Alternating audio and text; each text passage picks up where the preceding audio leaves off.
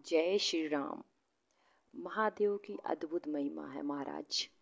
ये महादेव जिनको सबने भजा, हमारे बाल कृष्ण लाल ने भजा, तभी तो आप वृंदावन में प्रवेश करो, सब जगह घूम आओ। गोपेश्वर के दर्शन नहीं किए तो ब्रज का दर्शन मिलेगा नहीं, मान्य ही नहीं होगा। अगर सच में आप ठाकुर जी का गोपी भाव लेकर जाते हैं तो आपको बिहारी जी से पहले गोपेश्वर महादेव से मिलना चाहिए।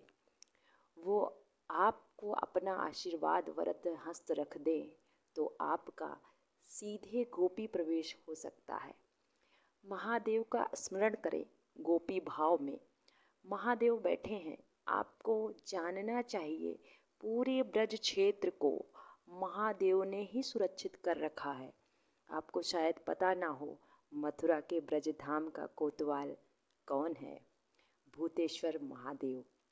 आप में से जो गए होंगे वो दर्शन किए होंगे। जो ब्रज में शक्तिपीठ है, उमा शक्तिपीठ, माँ सती के केस गिरे थे। 51 शक्तिपीठों में से एक है महाराज जी, जिसे हम कात्यायनी कहते हैं, और उनके भैरव हैं भूतनाथ। इन्हें भूतेश्वर भगवान कहते हैं। जैसे 12 ज्योतिर्लिंग हैं, ऐसे 12 ज्योतिर्लिंगों के उपलिंग भी हैं। अगर उनका दर्शन कर लिया जाए तो आपको 12 ज्योतिर्लिंगों में से दर्शन मिलेगा। जैसे केदारनाथ के उपलिंग भूतेश्वर हैं, जो मथुरा में विराजमान हैं। अगर आपने भूतेश्वर का दर्शन कर लिया तो साक्षात केदारनाथ का दर्शन किया है। ऐसा कोटि रुद्र संहिता में शिव महापुराण की कथा कहती है। भगवान राम ने जहाँ जहाँ वनवास के समय में अपना समय जिस स्थान में काटा, वहाँ वहाँ शिवलिंग बनाए।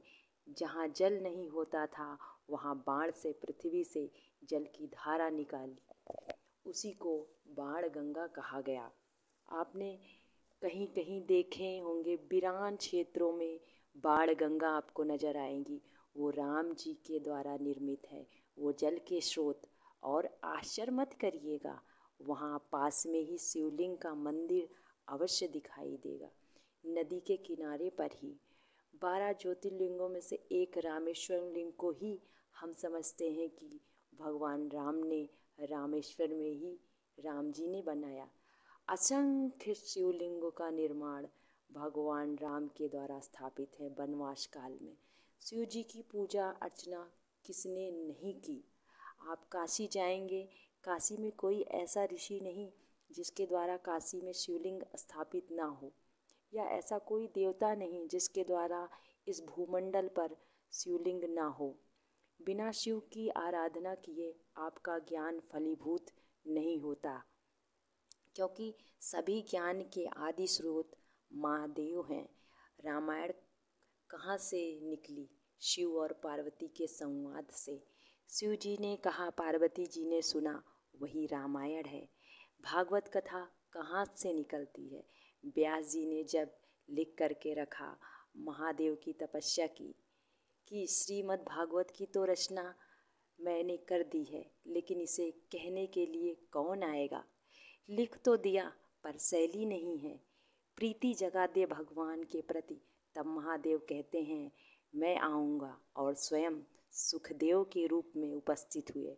भगवान कृष्ण की महिमा गीता जी में, महाभारत में बहुत कुछ है, लेकिन जिस प्रकार सुखदेव जी श्रीमद् भागवत कथा के माध्यम से भगवान कृष्ण का तत्व जन जन तक इतने रसमय ढंग से पहुँचाया है, इतना रसमय से कोई ना पहुँचा सका।